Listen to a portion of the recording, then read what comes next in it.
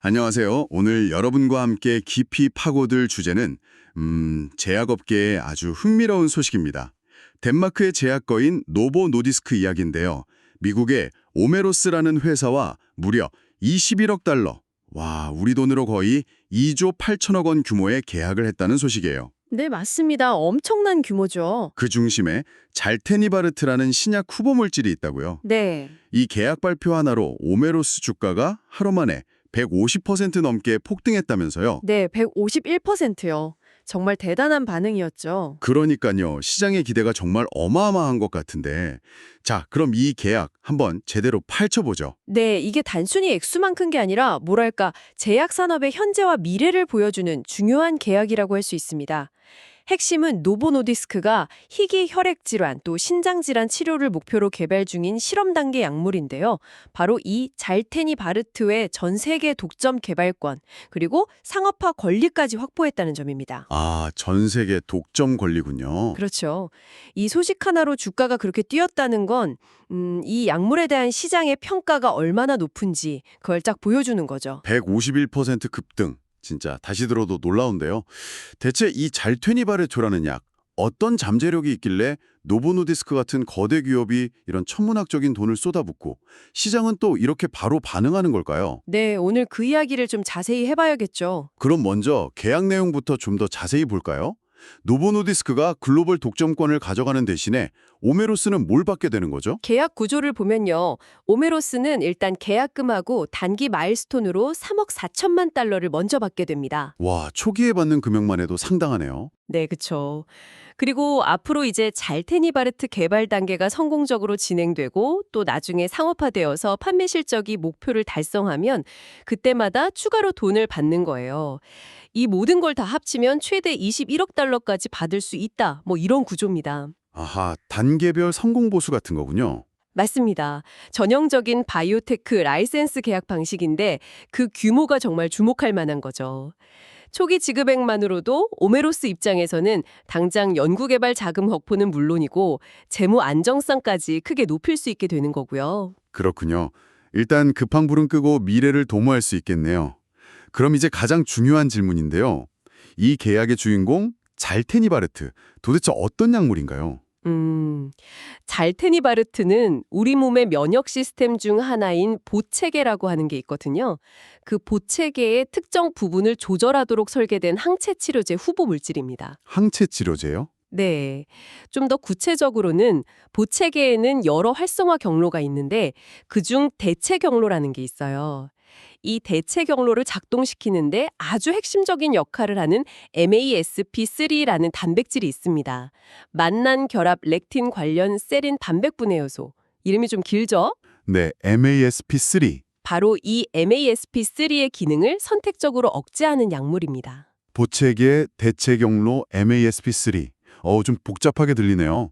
면역 시스템 관련이라는 건 알겠는데 조금 더 쉽게 설명해 주실 수 있을까요? 우리 몸의 방어 시스템에 비유한다면요? 아, 네. 좋은 질문이세요. 보체계를 우리 몸의 아주 정교한 보안 시스템이라고 한번 생각해 보세요. 보안 시스템이요? 네. 혈액 속에 여러 간벽질들로 이루어져 있는데 평소엔 조용히 있어요.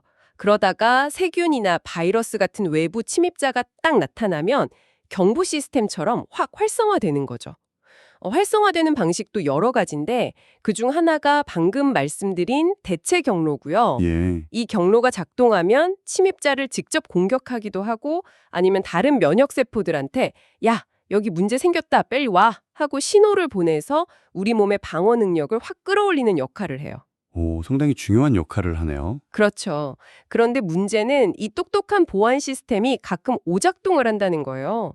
그래서 우리 몸의 멀쩡한 세포를 침입자로 잘못 알고 공격하는 경우가 생깁니다. 아, 자기 몸을 공격한다고요? 네, 이게 바로 자가 면역 질환의 원인 중 하나가 되기도 하는 거고요. 아하, 그러니까 보체계는 외부 위험 막는 중요한 시스템이지만 때로는 오작동해서 오히려 우리 몸을 해칠 수도 있다. 이 말씀이시군요. 바로 그겁니다.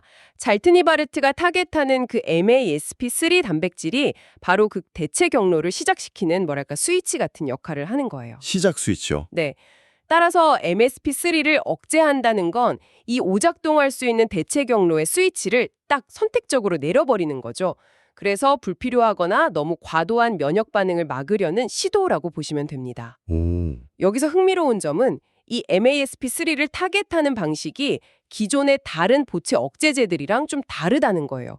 기존 약 중에는 보채계의 좀 더 아래쪽 하류 단계를 차단해서 좀 광범위하게 면역 반응을 누리는 경향이 있었거든요. 네네. 근데 잘테니바르트는 대체 경로의 딱 시작점을 조절하니까 훨씬 정교하게 문제를 해결하려는 접근법인 셈이죠.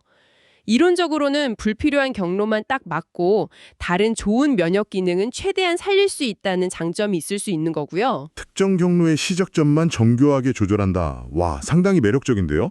그럼 이 잘테니바르트 구체적으로 어떤 병을 치료하려고 개발되고 있는 건가요? 현재 임상 시험이 가장 앞서 나가는 건 발작성 야간 혈색소녀증, 줄여서 PNH라고 부르는 희귀혈액 질환입니다. PNHO? 네, Paroxysmal Nocturnal Hemoglobinuria. 이게 앞서 설명드린 그 보채계 오작동이 원인이 되는 대표적인 질환 중 하나예요. 유전자 돌연변이 때문에 적혈구 표면에 보채 공격을 막아주는 보호막 단백질이 부족해지거든요. 그러면서 우리 몸의 보채 시스템, 특히 대체 경로가 활성화돼서 자기 적혈구를 막 파괴하는 병입니다. 자기 적혈구를요? 네. 그래서 만성적인 빈혈이 생기고 혈전증 위험도 높아지고 장기 손상 같은 심각한 증상을 유발해서 생명까지 위협할 수 있는 거죠. 희귀 질환이지만 정말 환자분들께는 치명적일 수 있겠네요. 네, 그렇습니다. 그래서 PNH 치료에는 보채계를 억제하는 게 아주 중요한데요. 이미 C5라는 다른 보채 단백질을 억제하는 약물들이 개발돼서 쓰이고 있어요. 이 약들이 PNH 치료에 정말 큰 발전을 가져왔지만 그래도 일부 환자분들한테는 빈혈이 충분히 개선되지 않는 그런 미충족 수요가 여전히 존재합니다. 아, 기존 약으로도 해결 안 되는 부분이 있군요. 네, 특히 적혈구가 혈관 밖에서 파괴되는 혈관 외 용혈이라는 문제가 남는 경우가 있는데요. 잘테니바르트처럼 대체 경로의 상류를 조절하는 약물은 이런 문제까지도 개선할 수 있지 않을까 하는 기대가 큰 거죠. 실제로 오메로스가 발표한 초기 임상 데이터를 보면 잘테니바르트가 기존 치료제보다 잠재적인 이점을 보여줬고 특히 안전성이나 내약성 면에서 아주 우수한 결과를 보였다고 해요. 오, 안전성까지요? 네, 이게 아마 노보노디스크가 후기 임상 단계에 있는 이 약물에 그렇게 큰 돈을 투자하게 된 중요한 이유 중 하나일 겁니다. 기존 치료제의 한계를 넘을 가능성에 안전성까지 확인됐다니 PNH 환자분들께는 정말 큰 희망이 될 수 있겠네요. 자, 그렇다면 이제 노보노디스크는 이 유망한 후보 물질을 품에 안았잖아요. 이걸로 어떤 미래를 그리고 있을까요? 이 계약, 노보노디스크한테는 어떤 전략적인 의미가 있을까요? 계약은 이제 규제 당국 승인 같은 절차를 거쳐서 2025년 4분기쯤 최종 완료될 걸로 보는데요. 노보노디스크는 계약이 완료되자마자 PNH 환자들을 대상으로 하는 대규모 글로벌 3상 임상시험 프로그램을 아주 본격적으로 추진할 계획입니다. 바로 시작하는군요. 그렇죠. 목표는 당연히 최대한 빨리 최종 허가받고 시장에 출시하는 거겠죠. 하지만 노보노디스크의 계획은 여기서 끝나지 않습니다. PNH 외에도 보채계 이상과 관련된 다른 다양한 희귀 혈액 질환이나 희귀 신장 질환 쪽으로 잘테니바르트의 적용 범위를 넓히겠다는 계획을 아주 분명히 하고 있어요. 다른 희귀 질환으로도요? 네, 예를 들면 보채맥의 신장 질환 같은 분야가 될 수도 있고요. 아, PNH를 시작으로 해서 희귀 질환 포트폴리오를 본격적으로 구축하겠다 이런 거군요. 맞습니다. 좀 더 큰 그림에서 보면요. 이 계약은 최근 몇 년간 위고비나 오젬픽 같은 비만 당뇨 치료제로 어마어마한 성공을 거둔 노보노디스크의 중요한 전략적 방향 전환 혹은 확장이라고 볼 수 있어요. 아, 비만 당뇨라고 다른 분야로요? 그렇죠.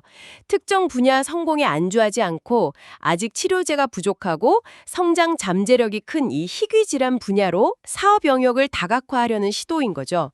특히 내부 연구 개발만으로는 시간이 너무 오래 걸리니까 오메로스처럼 유망한 후기 단계 자산을 가진 바이오테크 기업과의 M&A나 라이센스 계약을 통해서 신약 개발 속도를 확 높이려는 전략입니다. 시간을 사는 거군요. 네, 희귀 질환 치료제는 개발도 어렵고 시장 규모 자체는 작지만 혁신적인 약의 경우엔 굉장히 높은 약값을 인정받는 경향이 있거든요.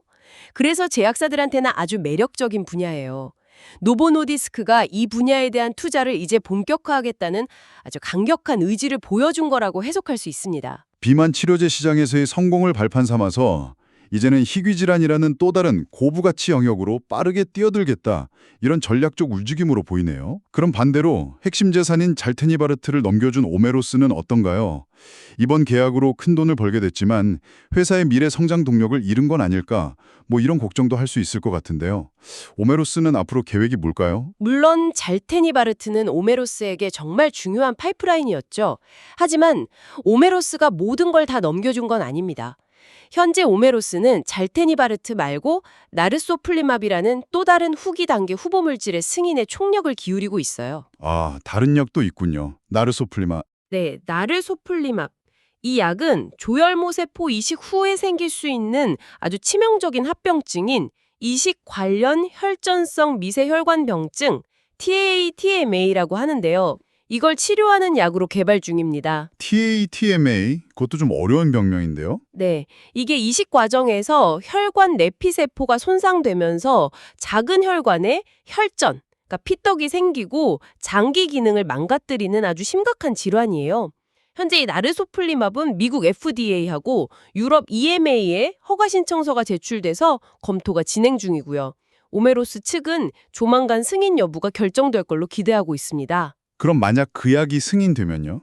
만약 나르소플리맙이 성공적으로 승인을 받는다면 오메로스는 잘테니바르트가 없어도 자체적인 성장 동력을 확보하게 되는 거죠. 아, 나르소플리맵에는 또 다른 카드가 있었군요. 그 약의 승인 여부가 오메로스에게 정말 중요하겠네요. 네, 그렇습니다. 그리고 또 하나 주목할 점이 있어요. 오메로스가 이번 계약으로 잘테니바르트 권리는 다 넘겼지만 MASP3 억제제 분야에서 완전히 손을 뗀 건 아니라는 사실입니다. 그건 무슨 말이죠? 계약 내용을 보면 오메로스는 잘테니바르트와는 별개로 아직 전임상 단계, 그러니까 동물 실험 같은 초기 연구 단계에 있는 다른 MASP3 관련 프로그램에 대한 특정 권리는 계속 가지고 있기로 했어요. 아, 관련 연구는 계속한다. 그렇죠. 여기에는 제한된 질환 범위 안에서 저분자 화합물, 스몰 몰리큘 형태의 MASP3 억제제를 개발하고 상업화할 수 있는 권리 같은 게 포함됩니다. 저분자 화합물이요? 잘테니바르트는 항체 아니었나요? 맞아요. 잘테니바르트는 항체 의약품이라 보통 주사로 맞아야 하는데 저분자 화합물은 잘 개발하면 경구 투여, 즉 먹는 약으로 만들 가능성이 있거든요. 아, 먹는 약으로요? 그건 또 다른 장점이 있겠네요. 네, 그러니까 오메로스는 이번 계약으로 확보한 자금으로 나르소플리맙 승인과 상업화를 추진하면서 동시에 MASP 3분야에서 후속 연구도 계속 이어갈 여지를 남겨둔 셈입니다. 그렇군요. 핵심 자산을 넘기면서도 미래를 위한 포석은 또 깔아두는 오메로스 역시 나름의 생존 전략, 성장 전략을 가지고 움직이고 있다는 걸 알 수 있네요. 자, 오늘 우리는 노보 노디스크와 오메로스 간의 이 21억 달러짜리 계약이라는 하나의 사건을 통해서 희귀질환 치료제 개발이라는 아주 역동적인 분야의 단면을 깊숙이 들여다본 것 같습니다. 잘테니바르트라는 혁신적인 약물 후보, 그 작용 기전, 특히 보체례 조절이라는 흥미로운 접근법부터 시작해서요. 이 계약이 거대 제약사랑 바이오테크 기업 양측에 어떤 의미를 가지는지, 그리고 더 나아가서 제약산업의 큰 흐름 속에서는 또 어떤 전략적인 함의를 갖는지까지 폭넓게 살펴봤네요. 네, 특히 그 보책의 특정 경로, 그중에서도 대체 경로의 시작점을 타겟하는 MASP3 억제라는 접근법은 PNH뿐만 아니라 앞으로 정말 다양한 면역 관련 희귀질환, 예를 들어 특정 신장질환이나 혈액질환 등으로 확장될 수 있는 큰 잠재력을 가지고 있다고 봅니다. 이런 혁신적인 기술이나 후보 물질을 가진 바이오테크 기업과 또 막대한 자금력, 그리고 글로벌 임상이나 상업화 역량을 가진 거대 제약사 간의 협력 또는 M&A가 이 신약 개발 생태계에서 얼마나 중요한 역할을 하는지 다시 한번 확인할 수 있는 그런 흥미로운 사례였던 것 같습니다. 그렇죠. 결국 이런 협력을 통해서 혁신적인 치료법이 더 빨리 환자들에게 도달할 수 있는 그런 기반이 마련되는 거니까요. 정말 흥미로운 지점들을 많이 짚어주셨습니다. 오늘 이야기를 마무리하면서 청취자 여러분께 마지막으로 한번 생각해 볼 만한 질문을 던져볼까 하는데요. 오늘 우리가 살펴본 것처럼 특히 희귀질환 분야의 신약 개발에는 정말 상상 이상의 막대한 비용과 오랜 시간이 듭니다.